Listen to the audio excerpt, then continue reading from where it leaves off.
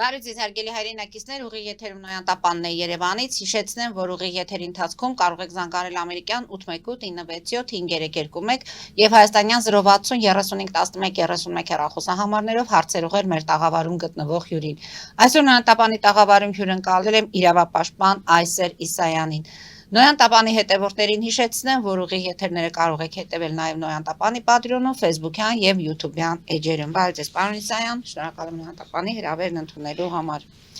Այսօր ձեզ հետ խոսենք որպես իրավապաշտպան, որպես արևելագետ, որպես քրդագետ, ինչ է տեղ ունենում Իրանում, Իրանի շուրջ մերձավոր արևելքում։ Նեթանյահուն դիմել է իրանցիներին եւ հայտարարել է, որ ազատության պահը մոտ է։ Սա ինչի մասին է խոսում, պարոն Իսայան, արդյոք նման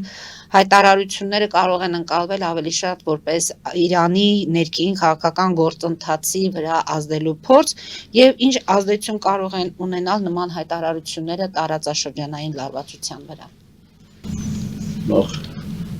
Ալբերտ Պետրոսյան, շնորհակալություն հրավերի համար։ Ամեն բանից առաջ ես կցանկանայի ցավակցել Իրանի Իսլամական Հանրապետության ողջ ժողովրդին, առաջնորդ Այաթոլլահ Ալի Խոմեյնիի մահվան, ինչպես նաև երեխաների եւ առհասարակ ազգանունության այս անհեթեթ եւ դավադիր սպանությունների սպանդի կազմակերպման հետ կապված։ Մի բան, որ իրականում չպետք է լիներ, մի բան, որ չպետք է տեղ ունենար եւ դրանից խուսափելու բոլոր նախադրյալները կար, որովհետեւ մեր բոլորի աչքի առաջ տեղի էր ունենում բանակցությունների փուլ։ Միջնորդ երկրների իրականում երբ որ մենք հետևում ենք բանակցությունների այդ գործընթացին, որը երեք անգամ տեղի ունեցավ, եղան հայտարարություններ, եթե հիշում եք, որ բավականին լուրջ առաջընթաց են գրանցել եւ եղավ հարված թիկունքից։ Հիմա այդ թիկունքից հարված ասածը ես ուզում եմ մի փոքր նաեւ անդրադարձ կատարել թե ամերիկյան, թե եվրոպական եւ առհասարակ բոլոր քաղաքագետների, ռազմագետների, ռազմական փորձագետների, վերլուծաբանների, չնասած այսօր առավոտյան գալուց առաջ նույնպես ես թերթերել եմ լրահոսը, ինչ է ստացվում։ Ստացվում է, որ Իսրայելը ստիպեց Ամերիկային, սա հայտարարում են հենց իրենց փորձագետները, իրենց քաղաքական գործիչները, նախկին ներկա գեներալները, որ Իրանը դեռևս Ջորջ Բուշ ավագի ժամանակաշրջանից պարտադրում էր Ամերիկային, կրկնում եմ, պարտադրում էր, ստիպում էր, այսինքն Իսրայելը ստիպում է Ամերիկայի Միացյալ Նահանգներին, այսինքն Ամերիկայի Միացյալ Նահանգները եւ որոշ եվրոպական գերտերություններ գործիք են Իսրայելի ձեռքին իր քայլերը կատարելու իր նպատակներին, դե հիմա հայտարարությունն եղավ, Թրամփը բան արեց, սա մի հոգի չի ասել, ուրեմն դրան ուղղակի որ ասում եք Թրամփը հերքեց, ամերիկյան գործակալություններից մեկն էլ հայտարարեց, որ Թրամփը օրական մոտ 27 թե 28 սուտ է խոսում, եւ հաշվեց, որ իր ընտրման ժամանակաշրջանից մինչեւ այսօր Թրամփը մոտ 3000 քանի հարյուր սուտ է ասել, այսինքն հիմա հերքի չհերքի, Թրամփը հայտարարում է մի բան, իսրայելական ալիքները ցույց են տալի մի բան, միջազգային լրահոսը ցույց է տալի ուրիշ բան, Թրամփի եւ Թրամփի տեղակալների ասածները հակասում են իրար, հիմա ինչքան ուզում է թող հերքի, մենք տեսնում ենք մեր աչքի առաջ, որ Իսրայել, ներողություն, Իրանի Իսլամական Հանրապետությունը այս պահի դրությամբ ցույց է տալի իր հզորության դեռևս 10%-ը, ոչ ամբողջական, նա դավադրաբար չի հարվածում դպրոցներին, չի սպանում մանուկներին։ Բայց հայտարարում է, որ բոլոր այդ երկրներում տեղակայված բազաներին պատրաստվում է եւ հարվածելու է։ Գիտեք, պատերազմի ժամանակ հարվածում են։ Պատերազմը մի քիչ ավելի մեծ մասշտաբի փողոցային կռիվ է, որի ժամանակ օգտագործում են ամեն տեսակի գործիքներ, մենք տեսնում ենք, սկսած բուդ, սուր, կտրող, ծակող գործիքներից ընդհանուր մինչև կրակել, սպանել է։ Սա մի քիչ ավելի մեծ մասշտաբի է, որը պետություններին է ներառում։ Հիմա այս պատերազմական իրավիճակի ժամանակ ասել, թե գիտես ինչ կա, եթե իմ ընտանիքը սպառնվում է քո կողմից, ուրեմն ես ձեր խոտի դեզը չեմ վառի։ Բայց սպառնալիքի մասին չէ խոսքը, հենց Նեթանյահուն ասում է ազատության պահն է, սա Իրանի Ժողովրդի ազատության մասին է։ Գիտեք, Իսրայելը չի կարող առհասարակ ոչ մի երկիր չի կարող գալ իմ տուն եւ ստիպել ինձ թե ես իմ ընտանիքի անդամների հետ, երբ նստեմ ճաշի, երբ աղոթք բարձրացնեմ առ Աստված, իմ տան աղջիկը ինչ հագնի, իմ տան կինը կամ տղան իրան ոնց պահի, ոնց դրսևորի փողոցում, սա ուրիշի ընտանիքի գործերին միջամտելու փնթի պահվածք է։ Եվ այդ փնթի պահվածքը իր հետևից բերում է բավականին պղծություններ, որ մեր աչքի առաջ մենք տեսնում ենք ամբողջ երկրում, ամբողջ աշխարհում, երկրագնդում։ Հիմա ես ուզում եմ այս անպատժելիությունը մի քիչ ավելի հետ տանել։ Որ երկրի նկատմամբ Ուրեմն անպատժելիությունը Հայաստան աշխարհի նկատմամբ Օսմանյան Թուրքիայի կողմից ցեղասպանություն, եղեռն, արունահեղություն, մանուկների սպանդ, հղի կանանց հետ կապված դրա բոլոր հետևանքներով, մնաց անպատիժ, դրանից հետո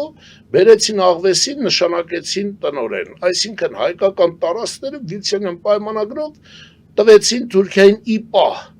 X ժամանակահատվածով, որովհետև 100 տարին արդեն անցել է, բայց թեկուզ են գերտերությունները, հենց Ամերիկայի Միացյալ Նահանգները, որը իրավահաջորդն է Տրամպը, Վիլսոնի կողմից կնքված պայմանագրի, առհասարակ ոչ մի տիպի գործառույթ էսպայն, նույնիսկ բառերի միջոցով չեն ասում, որ գիտեք ինչ կա Թուրքիա, պետք է հայկական տարածքները արդեն վերադարձնեք, որովհետև վրեմի ստիկլո ժամանակը սպառված է։ Հիմա նույն պահվածքը դրանից հետո գնաց, անպատժելիություն մնաց։ Դրանից հետո մերձավոր արևելքում եղել են եզդի ժողովրդի բազմաթիվ ցեղասպանություններ, ցեղասպանվել է եզդի ազգը բառից բուն իմաստով։ Դրանից հետո Գերմանիայի կողմից հրեական ազգաբնակչության կոտորածը։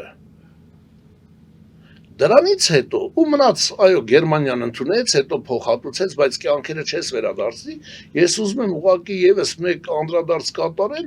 ուրեմն Գերմանիայի կողմից իրականացվող սպանդի ժամանակ գազային խցերում հղի կանայք էին, հղի կանայք երեխաներ անունը հրեա է վերջ,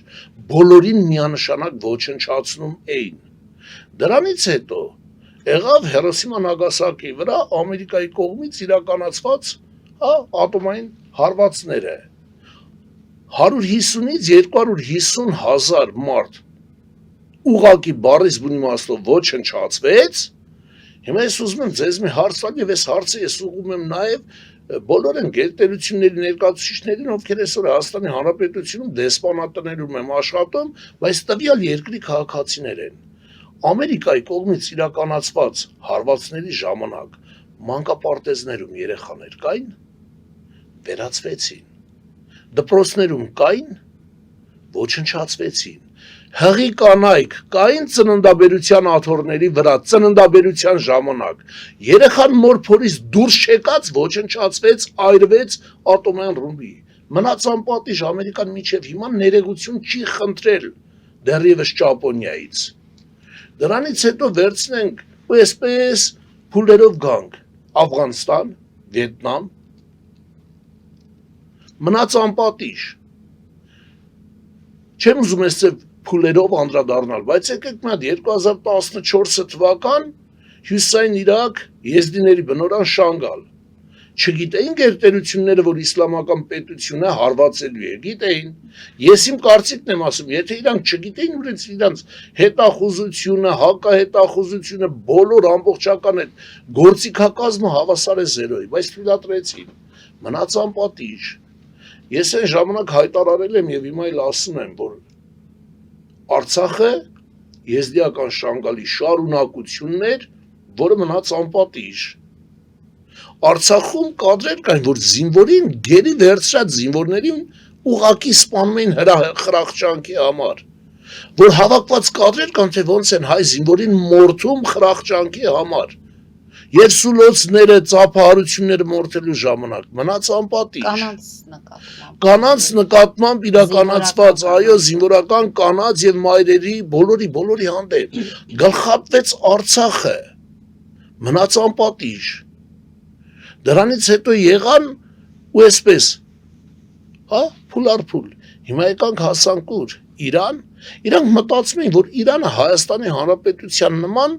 կարող է դավաճանվել։ Այստեղ սխալվեցին։ Ես ինչի էսպես թվարկելով եկա հասա։ Այաթոլլահ Ալի Խոմեյնիի մահը Իրանի եւ Ամերիկայի կարծիքով պետք է պետության ներսում իրականացնել անկարգությունների, հա, փուլ մեծ ալիք, այո, եւ ներքին պարակտումը պետքա տապալեր, բայց Իրանի Իսլամական Հանրապետության ժողովուրդը, իրանցիներ, իրանաբնակ ադրբեջանցիներ, նույնիսկ հզոր քրդական ուժը հարգանքով վերաբերվեց առաջնորդի մահվանը, որից հետո ընտրվեց նկատի ունեք հարգանքն էր պատճառը, որ չներքաշվեցին այս նրանք արդեն դարձել էին, ուրեմն ես կարծում եմ, սա իմ անձնական կարծիքն է, որ եղավ հրահանգը քրդական հզոր ուժին, որպեսզի չխառնեն, որովհետև 20-րդ դարի սկզբին հայերի եւ եզդիների ցեղասպանությունը արդեն իրականացվել էր Օսմանյան պետության կողմից քրդերի ձեռքով եւ քրդերը արդեն կերել էին այդ դառը պտուղը, որից հետո այս 100-ամյակի ընթացքում վերականգնում են իրենց ինքնությունը, հարաբերությունները Հայաստանի հետ, եզդիների հետ, մեկ ազգ, մեկ գաղափար, հա, ուզում են միաբանեն եզդիներին, որ ասեն մենք արմատով նույնն ենք, մենք այո, իրականացրել ենք ցեղասպանություն, այո, մենք ձեր հանդեպ սխալ ենք եղել, այո, ամեն ինչ արել ենք, բայց Թուրքի հրահրմամբ։ Հիմա Իսրայելն ու Ամերիկան ցանկացան իրականացնել դա, բայց չստացվեց իրա մոտ։ Ոչ մեկի իրավունքը չի մտնել իմ տուն եւ թելադրել, թե ես ինչպես պետք է ապրեմ իմ տանը։ Տիկին Պետրոսյան։ Իսկ եթե այդ հարևանի տունը ինչ որ տես սպառնալիքներ այդտեղ զենք ունի, մի խոսքով կարող է ձեր ընտանիքին հարվածել, անվտանգության։ Ուրեմն ամենայն հարգանքով մեր մեծ արտիստների,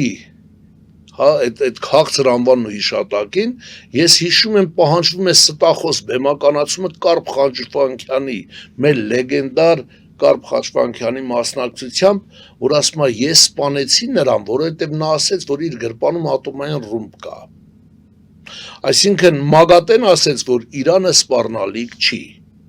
Ամերիկյան փորձագետներն ասեցին, որ Իրանը սպառնալիք չի։ Մերձավոր արևելքի երկրները, Ռուսաստանը բոլորը ասեցին, որ Իրանը միջուկային զենք չի արտադրում, իսկ արտադրվող միջուկային այդ ծրագրի շրջանակներում ամեն ինչը դա կատարվում է միայն խաղաղ նպատակներով եւ գիտության զարգացման համար։ Ասես չէ, նրա գրպանում ատոմային ռումբ կա։ Նույնը արեցին, երբ որ ներխուժեցին Իրաք։ Ինչի սպանեցին Հուսեյնին, ինչ էր արել։ Նախանձը, մերձավոր արևելքի հզոր ապրելակերպի նախանձը, ես ինքս եղել եմ այնտեղ, ես եղել եմ Սիրիայում դեռևս խաղաղ ժամանակների 2007 թվական, ես եղել եմ պատերազմի ժամանակ Սիրիայում, հանդիպել եմ այնտեղի եզդի ազգաբնակչությանը, հայերին, գնացել եմ մինչև Դերձոր։ Տիկին Պետրոսյան, նախանձը, նրանք ապրում են ավելի խաղաղ, ապրում էին, նրանք ապրում էին ավելի ընտանիքներով, ես գրեթե չեմ հիշում են ձևի մի դեպք Հայաստանի Հանրապետությունում իմ ապրել ժամանակ, որ մի գիշերը ժամը 4-ին մարդիկ ուզենան այնտեղ օդաներ էին կոչվում, հավաքատեղիները, որ գնան ազգությամբ հայ կարոյի օդան։ 80 կիլոմետրից մարդը չի քնում, նստում է մեքենան, գալիս է հյուրասիրվելու Կարո Սաղաթյանի օդայում։ Ընկնում է եզդի Ահմադի տուն, այնտեղ կար մասակիների առաջնորդը, եզդիական մասակիներ տոմի առաջնորդը Ահմադ Խաբուրը։ Նրա ընտանիքը բոլոր տարածքի նույնիսկ հզորների, քաղաքապետներ, միլպետ, չգիտեմ, բոլորի հավաքատեղին էր հյուրասիրվելու համար։ Այս նախանձը, որը չկա իրանց մոտ, վերացել է, ինչ քաղաքակրթության մասն է խոսքը։ Ավելի լավ քաղաքակրթություն, քան Հայաստանի Հանրապետությունը ուներ, որը հիմա ուզում են քայքայեն ամեն գնով, որը որ ունի մերձավոր արևելքը դարձյալ գնում է քայքայման, չկա Եվրոպայում, չկա Ամերիկայում։ Մենք ունենք այնտեղ ապրող հայեր, եզդիներ, ծանոթ քրդեր, ասորիներ, որոնց հետ խոսում են։ Կյանքը գնում է ռոբոտացման, հիմա այս երկրները չեն ուզում ռոբոտանալ։ Մենք շարունակենք մեր զրույցը կարճատև գովազդային դադարից հետո, եթե երկրները չեն ուզում ռոբոտանալ, բայց ինչպես դուք եք ասում, Միացյալ Նահանգները նախանձից մտավ Իրան, բայց Իրանն էլ այսօր հայտարարում է, որ արյան վրեժ ունի եւ պետք է լուծի այդ արյան վրեժը։ Հարգելի հայրենակիցներ, այժմ գովազդային դադար մեր եթերում, որից հետո կվերադառնանք տաղավար եւ կշարունակենք մեր զրույցը։ Հետևեք խնդրեմ։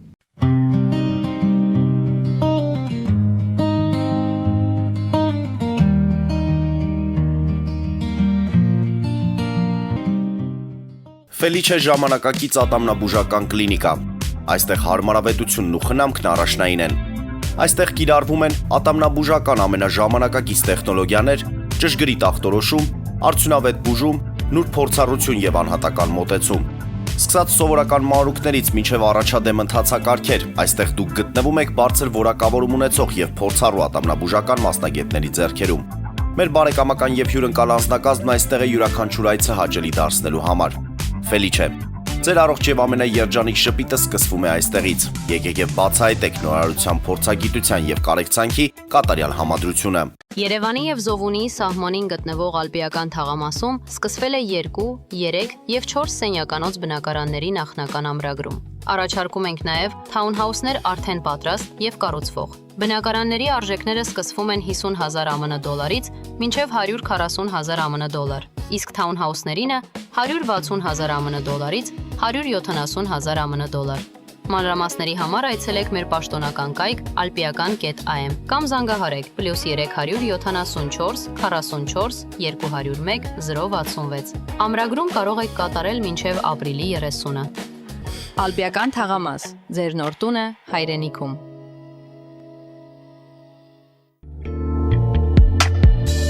Երևան փոստը Գրանադայի ուզում, տեղեկացնում եմ։ Դրամական փոխանցումներ 1%-ով։ Օդանավով 1 փաունդը 2.99։ Նավով ուղարկեք 1 արկղ, երկրորդ արկղը անվճար։ Ավտոմեքենաների փոխադրում անհավատալի արժեքներով։ Ինչպես նաև կահույք եւ մեծ չափի բեռների փոխադրում։ Jackpot հագուստի խանութը երկրորդ մասնաճյուղն է բացել Գլենդելի սրտում, որտեղ կարող եք ձեռք բերել եվրոպական եւ ամերիկյան ընտիր հագուստեղեն, կոշկեղեն, աքսեսուարներ, պայուսակներ ամենահարմար արժեքներով։ Նաեւ կարող եք ցանկացած ապրանք պատվիրել եւ ձեռք բերել կարճ ժամանակում։ Jackpot-ի Գլենդելի հասցեն է 1135 North Pacific Avenue, հեռախոս 818 813 2252։ Jackpot հագուստի լավագույն կենտրոնը Գլենդելում։ 60-ից ավելի ճանաչված եվրոպական բրենդների ինքնատիպ, չկրկնվող եւ մատչելի ընտրանին Fortuna Home and Country House խանութ սրահում։ Նորաոճ սպասք եւ կահույք հորեկա բնագավառի համար, տեքստիլ, տնտեսական ապրանքներ, ամեն ինչ գեղեցիկ կյանքի համար։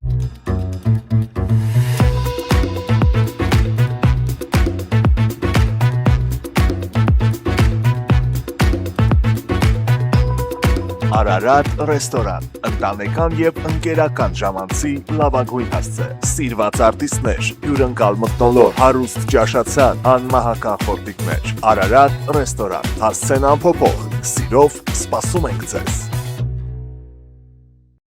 Լավագույն պաղպաղակ, բնական, համեղ եւ մատչելի գներով պաղպաղակը կարող եք ձեռք բերել բոլոր հայկական խանութներում։ Պահանջեք հայկական պաղպաղակ, Թամարա պաղպաղակ։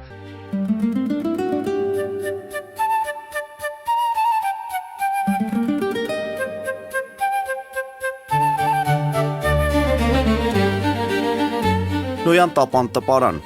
Նոյան տապան հրատարակչություն, շարվածքից մինչև տպագրում,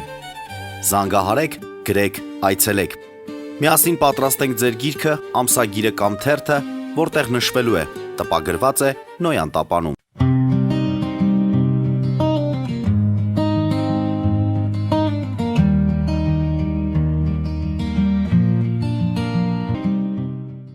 Հարգելի հայրենակիցներ, Նոյան տապանը կրկին եթերում է եւ հիշեցնեմ, որ իմ հյուրն է իրավապաշտպան Այսեր Իսայանը։ Պարոն Իսայան, մեկ զանգի պատասխանենք, որից հետո շարունակենք մեր զրույցը։ Լսում ենք ձեզ, դուք եթերում եք։ Բարև ձեզ, ողջունում եմ ձեր հաղորդումը եւ ձեր հյուրին։ Շնորհակալություն։ Նա ճիշտ բաներ է ասում, բայց այդ բոլորները ոչ մեկը չպատժվեցին։ Հիմա ես շատ կարևոր հարց ունեմ իրեն, որը պատկանում ամբողջ Հայաստանին եւ ամբողջ համաշխարհային վիճակի ներկայից եւ ամբողջ աշխարհին։ Հիմա հարցը այսպեսին է։ Ուրեմն Սենյացավ Կորեայից, որ ինչի հիմա ցույց են տալում, որ Իրանը ուրան ունենա։ Ուրեմն Սաուդ Կորեան եղավ բանջի աշխարհի ամենաաղքատ ժողովուրդը Սաուդ Կորեայում ապրում եւ Ստալինյան ռեժիմից ավելի վատ։ Ոչ մի բան չեն կարող անել եւ վախենում են։ Ոչ մեկը չի, որտեղ ատոմային զենք ունի։ Հիմա հարցը հետեւյալն է։ Ուրեմն նույն Ամերիկան Իսրայելին, որ հատկապես Իսրայելը վախենում է, որ Իրանը վախացել է, եթե ատոմային ռումբ ուղարկի Իսրայելը գոյություն չունենա աշխարհի երեսից։ Եվ Իսրայելը բանա իրեն դաշնակից Ամերիկանա, որ ստիպած Ամերիկայի 80% բանի սենատի եւ բանի կոնգրեսի հրյաներ են աշխարհի 10 հոգի ղեկավարներից 8 հրյաներ են շատ չեմ ուզում երկարացնել բայց խնդրում եմ թողեք վերջացնել շատ կարեւոր է ուրեմն հիմա հարցը այսպեսինն է ուրեմն մինչև 80-90 թվականները կլորացնենք աշխարհը կիսված էր Ամերիկայի եւ Ռուսաստան եւ դրանից հետո երբ որ փրվեց սովետականությունը Ռուսաստանը երբ որ գնաց Ամերիկան հայրուտեր Ռուսաստանը վագրեր երբ որ գնաց Ուկրաինայի վրա հարձակման հիմա Ռուսաստանը դարձել է աղվես Չինաստանը եկավ վագր իր տեղը հիմա իսկ Կովկասում եւ արաբական երկրների վրա բանը Պարսկաստանը գաչ կամ վագրի այդ արանքումը հիմա Ամերիկան Իսրայելի բանով ասում է որ պետք Ձեր հարցը ձևակերպեք որ մենք հասցենք պատասխանենք հացա ամենակարևոր հացա ասում է որ պետք է բանանես կանացնես մենք ավելորդ չենք ուզում որևէ մեկը ատոմային ռումբ ունենա խաղական չենք ուզում շատ ճիշտ է այդ պետք է կանացնի եթե աշխարհի խաղաղությունը եւ Պարսկաստանը իր մի 100 տարով հետ չտա հիմա երկրորդը պետք է ուրեմն որ դա լինի պետք է ուրեմն իր կրոնական ամենաուժեղ մուսուլմանական աշխարհների մեջ ամենաուժեղ կրոնը Իրան կա որ վախով է մտնում տեսա 40,000 սպանեցին առանց ախովախանելու ինքը ատմահղի են Ձեր հարցը Ես շատ կարևոր է աշխարհի համար եւ դες համար Հայաստանի համար հիմա մի րոպե վերջացնում եմ ասածն է որ խաղաղությունը կլինի երբ որ ինքը ասի որ օքեյ ես Ամերիկա քո օրենքները վերցնում եմ ուրեմն Լավ հասկանալի է ստիպած եմ ընդհատել որտեղ ժամանակը գնում է ոչ թե հարցեր այլ շնորհակալություն Յուրին հարցի եւ վերլուծության համար բայց հիմա տեսեք Կան երկրներ, որ նորից ունեն հնարավորությունը այդ ատոմային զենքերի, բայց ամեն դեպքում նրանց վրա հարձակում Եթե հիշում եք, Հյուսային Կորեայի ղեկավարը Ամերիկայի Միացյալ Նահանգների ղեկավարին շատ հստակ արձագանքեց, ասեց, փորձիր միջամտել իմ պետության կյանքին եւ դու կկորցնես մեկ հարվածով մոտ 2 միլիոնից ավել ժողովուրդ, այսինքն դու չես ունենա Պենտագոն Ամերիկան հասկացավ հարվածի հզորության հետևանքը եւ դադարեց։ Այս պահին Իրանն ասում է, որ ես քո կողմից թելադրանքը չեմ ընդունում, որտեւ ես քո ձեռքին, ինչպես շատ երկրներ, խամաճիկ չեմ դառնալու։ Ես ունեմ իմ կրոնական, տեսեք աշխարհում Իրանի իսլամական, իսլամի հետևորդների հստակ Իրանի իսլամական հանրապետություն։ Հիմա Դա հավասարազոր է ասել իսլամից հրաժարվի, հավասարազոր է, որ Վատիկանին ասեն հրաժարվեք քրիստոնեական արժեքներից։ Ինչի մասն է խոսքը, ով է ձեզ թույլ տվել։ Ով է ձեզ թույլ տվել։ Հիմա եկեք, եթե հանկարծ Վատիկանին թելադրվի, դա փորձեն թելադրել, ամբողջ քրիստոնյա աշխարհը ոտքի կանգնելու։ Ամեն դեպքում Իրանում հերոստատիտողի հարցը կարծում եմ հենց դրան էր վերաբերվում, որ մտել են որպեսզի փրկեն այս ժողովրդին, այդ կրոնական պետության, այդ բռնապետության։ Իսկ այդ դեպքում ինչի չեն, իսկ այդ դեպքում հարցը ընդհանրապես խոսքները չէ, ազատությունը մոտ է, այսինքն օգտվեք առիթից, ինչու չեք օգտվում։ Չեմ ուզում օգտվեմ, դու չես ինձ առիթը բերող ընկեր։ Իրանի ժողովուրդը ցույց տվեց։ Ինձ համար։ Տիկին Պետրոսյան, Իսրայելը, Ամերիկան եւ նրանց կողքին կանգնած այդ արբանյակ փոքր երկրները ուզում են քայքայել Իրանի Իսլամական Հանրապետությունը ներսից, ժողովրդի միջև խժդժություններ, անկարգություններ, ներքին հեղաշրջում իրականացնելու։ Ժողովուրդը ոչ ասում ձեզ, ասում է ոչ, մենք համախմբվում ենք, հիմա տեսեք, գուցե դպրոցին հարվածը չլիներ, ժողովուրդը ոտքի կանգներ, գուցե, բայց երբ որ նրանք տեսան, որ մի անգամից եւ դիմության, եւ ընդդիմության մոտ 170 աղջիկ բալիկներ կոտորվեցին, շանք ասեցին դուք մահ եք սփռում։ Դուք մահ եք սփռում, ձեր կողմից արվածը ոչ այն ինչ եք, այն Իրանը, Իրանի իրական ազատությունը ձեր կողմից բերված կեղծ ազատության արյան մեջ խեղդել է։ Դրա համար ոչ ասեց։ Եվ Իրանի ժողովուրդը ցույց տվեց իր համախմբվածությունը։ Ամերիկան եւ Իսրայելը եւ նրանց հետ այդ համախմբող բոլոր երկրները, այո, նրանք իրենց հաշվարկների մեջ, եթե հաշվարկները ճիշտ արված լիներ, գրեթե 3 Տրամպը հայտարարեց, որ կոորդինատները ճիշտ չէին տվել, մեզ խաբել էին, որ դպրոցի տեղը։ Հիմա հասկանում եք, այսինքն կարող է ձեզ խաբեն, լավ խաբեցին դպրոցի հետ կապված, բայց խաբեցին հիվանդանոցներին խփելը, խաբեցին տղաների մարզադպրոցին խփելը, ինչը խաբեցին, քանի անգամ խաբեցին։ Եվ ժողովուրդը սա տեսնում է, ժողովուրդը սա զգաց այն ժամանակ, երբ որ նաև Սիրիայում տեղի ունեցավ այդպիսի խաբեություններ, երբ որ Սիրիայի ժողովուրդը պառակտվեց Ասադի օրոք։ Այդ դեպքում որտեղ է մնում միջազգային իրավունքը, որպիսի մեծ պետությունների ռազմական եւ այս քաղաքական գործողությունները չհանգեցնեն պետությունների ինքնիշխանության խախտմանը, չվերածվեն այլ պետությունների, ինչպես դուք եք ասում, խամաճիկային այս քաղաքականությունը։ Որ իրավունք ասեցիք։ Միջազգային։ Իսկ այդպիսի իրավունք։ Այդ դեպքում չի են միջազգային կազմակերպությունը, մենք ունենք ՄԱԿ-ը, ունենք։ Իսկ ինչ է անում ՄԱԿ-ը։ ՄԱԿ-ը լռությամբ տեսնում է, թե ոնց է գլխատվում Իրանի քաղաքական վերնախավը, ինչպես է արյան մեջ խեղդվում իրանցի բալիկը, ինչպես եղավ եզդիական Շանգալում, ինչպես եղավ Սիրիայում ու մնացած երկրներում, Իրաքում, ինչպես գլխատվեցին գերտերությունները, լավ ՄԱԿ-ը տեսավ ոնց միանգամից մի գիշերվա մեջ Մադուրոին Վենեսուելայից գողացան, դա միջազգային իրավունքի խախտում չէր, ՄԱԿ-ի անվտանգության խորհրդի նիստի ժամանակ երեք ասում է, ընդունում ենք բանաձև,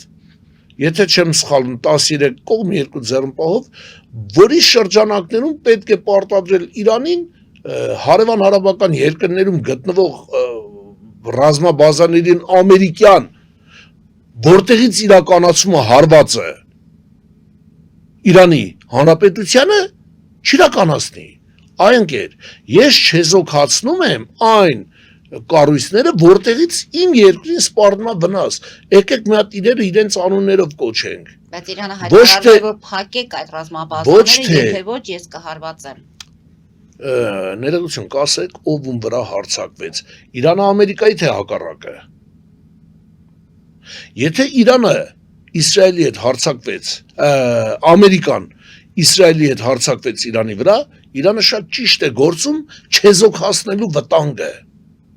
Նա ընդամենը չեզոքացնում է։ Տիկին Պետրոսյան, հիմա տեսեք, Ամերիկայի մոտ այս պահին գոյություն ունի վախի,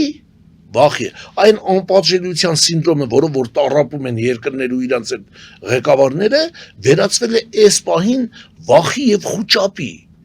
Ինչ է հայտարարում Ամերիկայի իշխանությունը, սա ուղղակի նաև իմ խնդրանքը բոլոր եւ ամերիկյան եւ եվրոպական ընդդիմադիր խաղաղարար ձեր կողմից ասած միջազգային կառույցների, որոնք մարդու իրավունքների պաշտպանությամբ են զբաղվում, սա կոչ այսօր ժամանակն է քաշելու ձեր երկրների ղեկավարների ստոպ կրանը, որովհետեւ հիմա Ամերիկան ասում է մենք սպասում ենք, հավանական է, չի բացառվում տարբեր ձևի հայտարարություններ, որ Կալիֆոռնիայի նահանգի վրա կթռչեն իրանական ԱԹՍ-ները, այսինքն ինքը այս պահից սկսած Կալիֆոռնիային Ամերիկայի ժողովրդին ասում է սպասեք մահվան, սպասեք սպանդի, որը կիրականացվի Իրանի կողմից։ Իսկ ինչի համար է նրա մոտ այդ վախն ու խուճապը, որտեղ Իրանի ժողովուրդը միաձայն եւ ոչ թե միայն Իրանի ժողովուրդ, այլ մուսուլմանական երկրների շատ երկրների տեսանք, այո, որ չպետք է լինի քաղաքացիական պատերազմ։ Այո, չպետք է լինի քաղաքական պատերազմ, բայց բարձրացվեց կարմիր վրեժի դրոշը,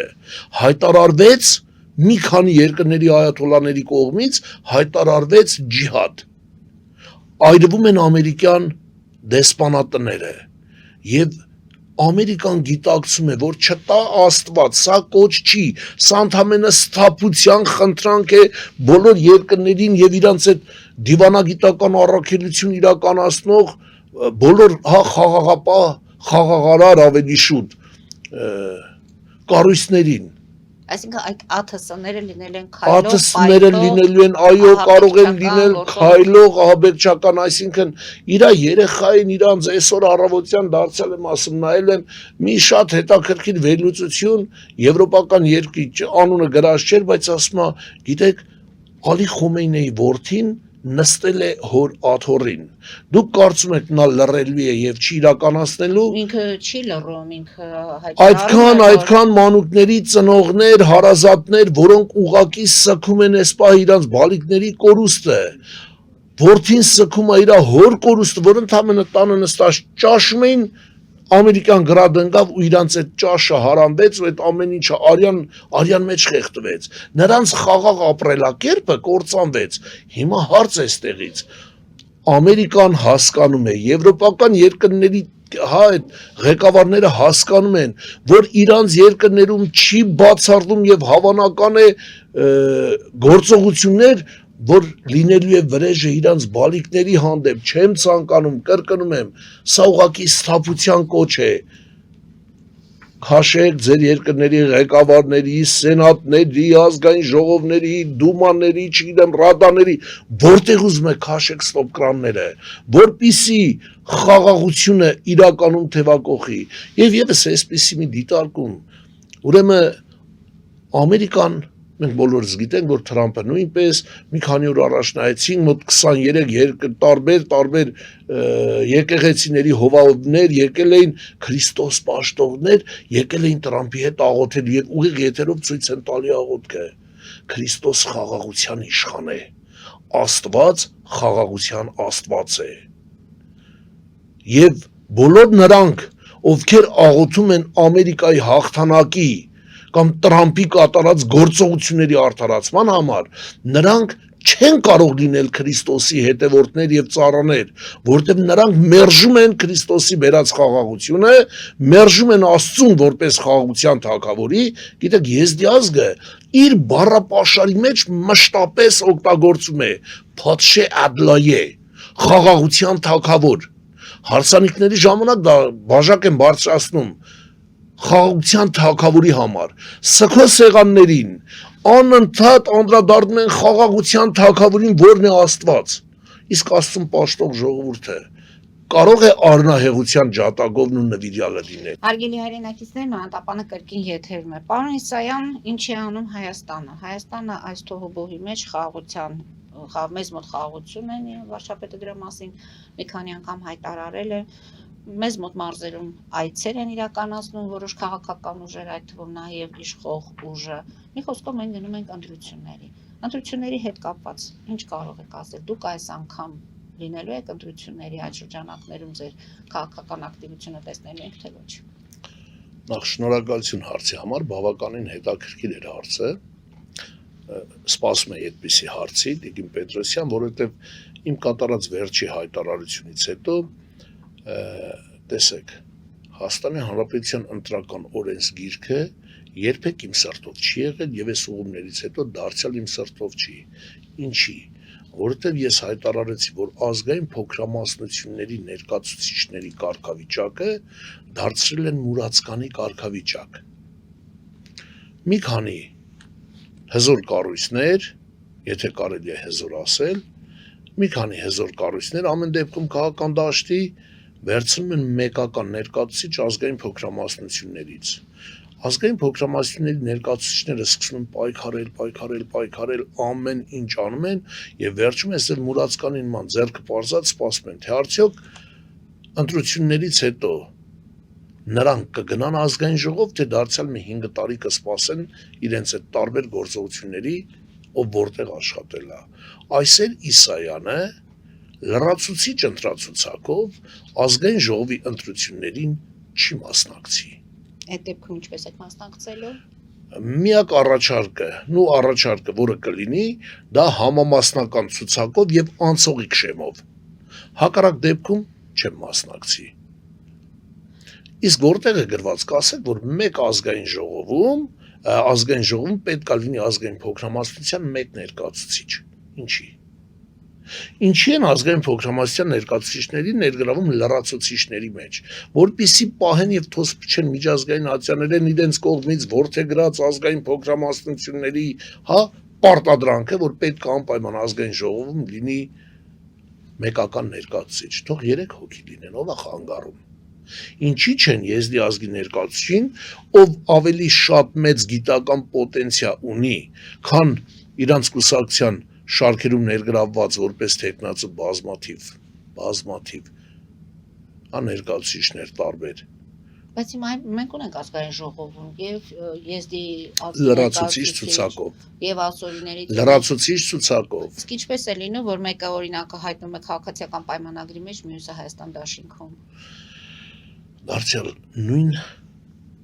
ուրեմն Հայաստանի Հանրապետության ընտրական օրենսգիրքը այդպես է թելադրում։ Լրացուցիչ ցուցակով մեկական տեխնացու, եթե հետևել եք 2017, 2018, 2021 թվականներին ազգային ժողովում եղել է Կնյազ Հասանովը որպես քուրդ ազգի ներկայացուցիչ, որովհետև Հայաստանում քրդեր չկան։ Այսինքն կա մի փոքր քրդական, համայնք, եւ այդ մի փոքրից բնականաբար պետք է գնա Կնյազ Հասանովը, ամենաճանաչված, ամենահեղինակավոր պապիկը։ Եզդիական համայնքը ներկայացրել է սկզբից Ռուստամ Մահմուդյանը, դրանից հետո 2 անգամ լրացուցիչ ցուցակով կպան։ Իդեպ Ռուստամ Մահմուդյանն էլ է գնացել լրացուցիչով։ Դրանից հետո Ռուստամ Բաքոյանը։ Հիմա ինչ է ստացվում, տեսեք, ես եղել եմ ԲՀԿ-ի ցուցակով։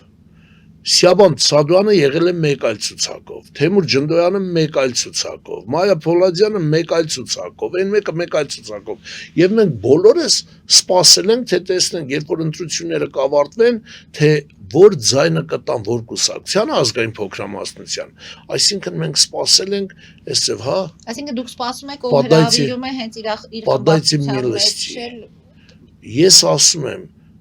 կոնկրետ իմ անձի հետ եմ կապվում, հարգում եմ բոլոր տեխնացուներին, ով ինչ կարծիք ունի, իր կարծիքի հետ, իր քաղաքական մոտեցումներին համահունչ գնալու է ընտրությունների, բայց այսեր Իսայանը եւ ինձ սատարող թիմը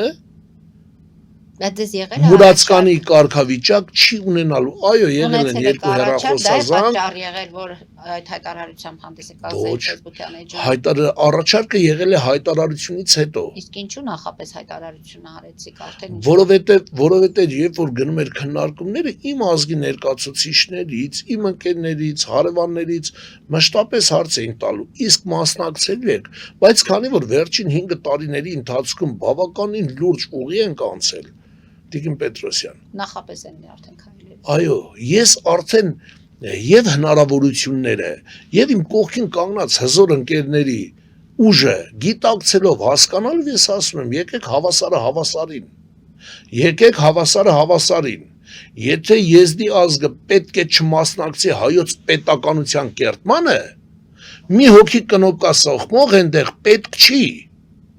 Ուրեմն եզդի ազգի ներկայացուցիչները պետք է լինեն մարզպետարաններում, քաղաքապետարաններում, ավականների կազմում,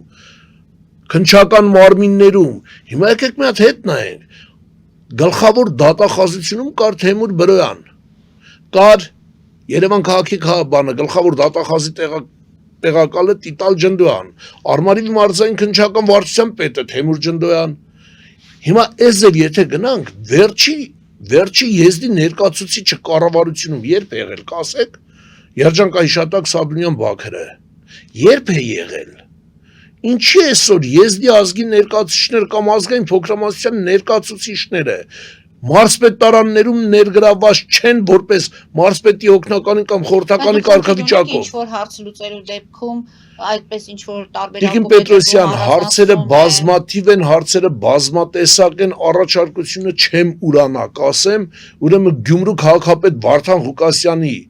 հետ ունեցած մեր հերահար, այս միջնորդի միջոցով իրականացած զրույցի ընթացքում ուղղակի մարդուն ավելի շատ բռնեցին։ Նա համաձայն էր բանի Գյումրու քաղաքապետարանում ունենալ ազգությամբ եզդի խորհրդական, որը արտասթիկային պաշտոն է, որ ինքը իր հայացողական ներողություն, հայացողական պաշտոն է, իր հայացողությամբ ինքը ուզում էր ունենալ, որովհետև տարածքը բավականին շատ է եզդիներով բնակեցված։ Նույն հարցի շուրջ ես զրուցել եմ նաև Տաշիրի քաղաքապետի հետ։ Մեծ սիրով ինքը խնդիր չի տեսնում։ Հիմա իսկ որն է պատճառը, որ կառույցներում չկան եզդի աշխատողներ։ Թող լինի եզդի ներկայացուցիչ, Նալբանդյանի գյուղապետարանում գյուղապետի տեղակալը եզդի էր, Զարթոնքում եզդի էր, Արմավիրիում եզդի էր։ Անտեսված եք եղել։ Տիկին Պետրոսյան, ես կխնդրեի մի հատ ուղղակի այդ խոսքը, որ ասում եք, չէ, անտեսված եք եղել։ Մի անգամ ես ձեր հարթակից ես հայտարարել եմ։ Հիմա դարձյալ հայտարարում եմ։ Տարվա ընթացքում ահռելի գումարներ է դուրս գրվում բյուջեից, մշակութային ծրագրերի իրականացման եւ մնացած մշակութային կենտրոնների։ Եզդիաբնակ գյուղ Ֆերիկ, մի հատ գնացեք, տեսեք նորմալ մանկապարտեզ կամ գյուղապետարան ունի, օղորմի են մեկի անցյալների, որ բանը իր տան առաջի հարկը տվել է, որ գյուղապետարան լինի։ Ֆերիկ եզդիաբնակ գյուղ Արմավիրի մարզում գյուղապետարան չունի։ Պարոն Իսա, մենք նման գյուղեր էլ ունենք, որ նորից եւ մանկապարտեզ չկա, այնպես չի, որ ձեզ առանձնացնում են, այսպես ասեմ։ Տիկին Պետրոսյան, Տիկին Պետրոսյան։ Մենք գյուղեր ունենք, որ գյուղապետարանը Տիկին Պետրոսյան, դպրոց եւ մանկապարտեզ չկա։ ուրեմն Ֆերիկ գյուղը Արմավիրի մարզի միակ եզդիաբնակ գյուղը եւ ես համոզված եմ, որ հիմա են մնացած աշխատանքները իրականացնի մեր նոր մարզպետ Վարամ Խաչատրյանը, ում հետ մենք պատրաստվում ենք քննարկել Ֆերիկի ճակատագիրը, կամ Արմավիրի քաղաքապետը, որի հետ մենք պատրաստվում ենք քննարկել եզդիական թաղամասի ճակատագիրը, այնտեղ եզդիական թաղամասի փողոցը, երկու փողոց եզդիաբնակ, այնտեղի հետ կապված եւ ճանապարհաշինության եւ կոմունալ հարմարությունների եւ մնացած բոլոր հարցերով։ Տիկին Պետրոսյան, ես կխնդրեի, որ դուք ասեիք վերջին 8 տարիների ընթացքում առհասարակ գնանք առաջ, էլի մենակ Նիկոլին վատաբան ենք։ Կխնդրեի մի հատ ասեք, երբ է տեղի ունեցել եզդիական մինչ որ հզոր միջոցառում կառավարության աջակցությամբ կամ կառավարության նախաձեռնությամբ կամ մշակույթի նախարարության եզդիական դասագրքերի հրատարակումը սկսել է նախկինների օրոք, որ այսօր եզդիական դպրոցներ կան, դա նախկինների ծրագիրն է եւ վերագրել ընդամենը այս նախընտրական շեմին եզդիների զատիկ բան շնորհավորողներին ես դա չեմ պատրաստում։ Ուրեմն Տիկին Պետրոսյան, մի տան մեջ ապրում են երկու եղբայր։ Դու որպես մայր, հարգելիս, չես կարող քո մի եղբոր, մի որդու սենյակը կահավորել ամենամեծ ճոխություններով, իսկ քո երկրորդ որդու սենյակը նույնիսկ մոմ չունենա, որ երեխաները երեկոյան այդ մոմի լույսի տակ դաս սովորեն։ Հայաստանի Հանրապետության գործող իշխանության դիրքորոշումն ու դրսևորումը եզդիական մշակույթի, մշակութային կենտրոնների միջոցառումների հանդեպ այդպիսին է։ Ես հիշում եմ, երբ որ 2010-19 թվականներին Հանրապետության հրապարակի մետրո Հանրապետության հրապարակ մոտ 2.8 միլիոն էր, թե 3 միլիոնից պակաս գումարով ինչ որ մի հատ ներողություն Աստված, ինչ որ մի հատ պղծության դրվագ էին ցուցադրում եւ բանկար Աստված նախաձեռնություն կար այդ շարժման Վագն Չախալյանի կողմնակիցներ ուղակի կանխեցին, ոստիկանություն եկավ, բան եղավ։ Հիմա ուզում եմ մի անգամ ասեք այդ մի 15 րոպեանոց պղծության բարի շրջանակներում այն ինչ որ ցույց սարսափելի գետնի վրա թավալվող աղջիկներ թե ինչ էին ցույց տալի, Աստված գիտի։ Հիմա մի հատ դրվագ ասեք պարոն Իսան, կառավարության կամ մշակույթի նախարարության որ միանվագ 3 միլիոն դրամ հատկացվել է Ֆերիկ գյուղին կամ Շամիրան գյուղին, Օթյակին, եզդիական այդ 6 գյուղերի այդ բանը որ կա, Արեդուտ համայնքին 3 միլիոն տվել են, ասել են տղեկ, սա ձեզ 3 միլիոն եւ մենք սպասում ենք, որպեսզի համայնքի ղեկավարը կազմակերպի միջոցառում։ Այդ փողը այլ բանի համար չի, եզդիական միջոցառում իրականացնելու համար է։ Ունեք այդպիսի միջադեպ։ Հարգելի հայրենակիցներ, նոյատապանը կրկին եթերում է։ Պարոն Իսայան, մենք ազգային ժողովում ունենք եզդի ժողովրդի ներկայացուցիչ։ Այդ դեպքում ասում եք կառավարությունը անտեսում է։ Ինչու այդ խնդիրների մասին նա չի բարձրաձայնում։ Կամ գուցե բարձրաձայնում է, որքանով է բարձր, մի խոսքով։ Ուրեմն հարգելի Տիկին Պետրոսյան, ազգային ժողովում եզդի ազգի ներկայացուցիչը ԿՊ խմբակցությունից է եւ գուցե ես իմ կարծիքն եմ հայտնում եւ գուցե խմբակցության ներքին կանոնակարգը նրան ուղղակի չի թույլատրում, այսինքն հնարավոր է, որ ինքը ունենա ներքից հրահանգ իր քաղաքական, ղեկավարների կողմից, որպեսզի շատ սուր հարցեր վերաբերվող եզդիական համայնքին չբարձրացվի եւ չներկայացվի։ Այլ գնահատական ես չեմ կարող տալ։ Իսկ ձեր հայտնվել ազգային ժողովում թեկուզ այս իշխանության օրոք եթե այդպես ստացվի, ձեզ չեն կարող հրահանգավորել։ Ոչ Տիկին Պետրոսյան, գոնե դա ամբողջ Հայաստանի Հանրապետության ազգաբնակչությունը ում հետ ես շփվել եմ, մենք վերջի 8 տարիների ընթացքում գոնե 8 տարիների մասնախոսքը, մեկ տարվա ընթացքում 500-ից ավել գրություններ են ուղարկում հանցագործությունների կանխարգելման, ոստիկանության, քննչական մարմինների, դատախազության, կառավարության անդամների կողմից իրականացված հակաօրինական գործողությունների հետ կապված։ Երբևէ ինչ-որ մեկը կարողացել է ինձ ինչ-որ բանով խանգարել։ Հիմա վերջին հարցս, մեզ մնացել է 4 րոպե ժամանակ։ Ցեղասպանության թանգարանի տնօրենը ազատվել է Նիկոլ Փաշինյանի հրահանգով։ Ինչ կասեք այս ամենի հետ կապված։ Խայտարակություն, որովհետև նա ընդամենը Նիկոլ Փաշինյանը, Տիկին Պետրոսյան, եկեք մենք ճիշտը խոսենք, այդ Նիկոլ Փաշինյանի կողմից գրված գրառումը, որ ես եմ խնդրել դիմում գրի, որովհետև նա նվիրել էր Արցախի վերաբերյալ եւ այլը, այսինքն Նիկոլ Փաշինյանը ում հետ արտաքին հարաբերություններ արտաքին ինչու։ Այսինքն եթե այսօր դու խոսում ես խաղաղության մասին, բայց քեզ պարտադրում են մոռանալ շարժում չի լինելու, բացատրությունը դա է, պետք չէ։ Տիկին Պետրոսյան, մենք չենք խոսում շարժում լինելու, եթե չի լինելու։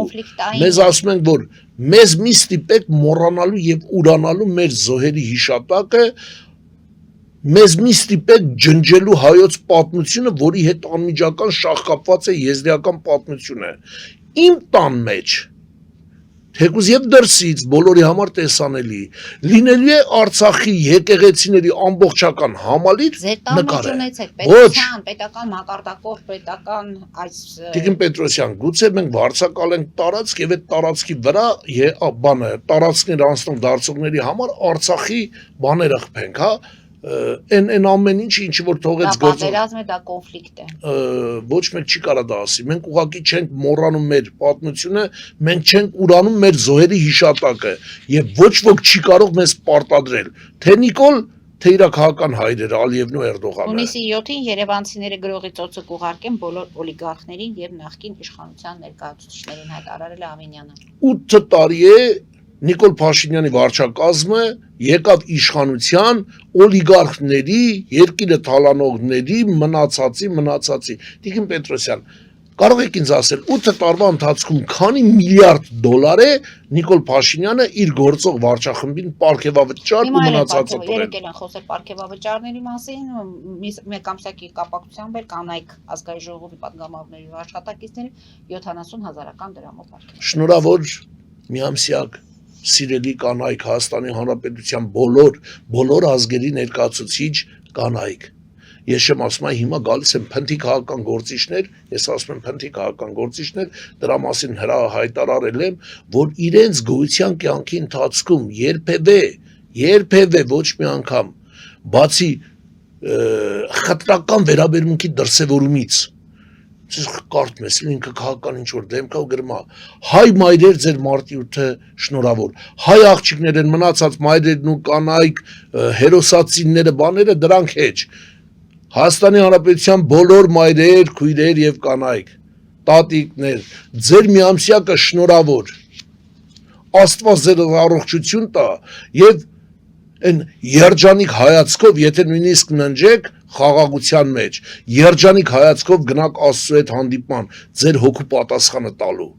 Շնորհակալություն պարոն Իսայան։ Հետևենք իրադարձությունների զարգացմանը, հարկ լինելու դեպքում։ Եվս մեկ կհանդիպենք փոքրիկ այս հայտարարություն, տաղավարում։ հարգելի Տիկին Պետրոսյան, եթե չեմ սխալվում, երեք էր թե մյուս օրը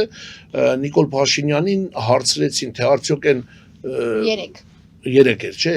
Ուրեմն ինչ արեց այդ խաղաղության բանը, մրցանակը, Մրցանակի գումարը ավելի։ մրցանակի գումարը։ Նիկոլ Փաշինյան, դուք հայտարարեցիք, որ դեռևս չեք որոշել, թե ինչ եք անելու։ Ես ուղղակի ձեզ խնդրում եմ, այդ նենգության գումարը երբեք չուղեք եզդիական կամ ազգային փոքրամասնությունների մշակութային կենտրոնների կամ միջոցառումների իրականացմանը։ Դա մեր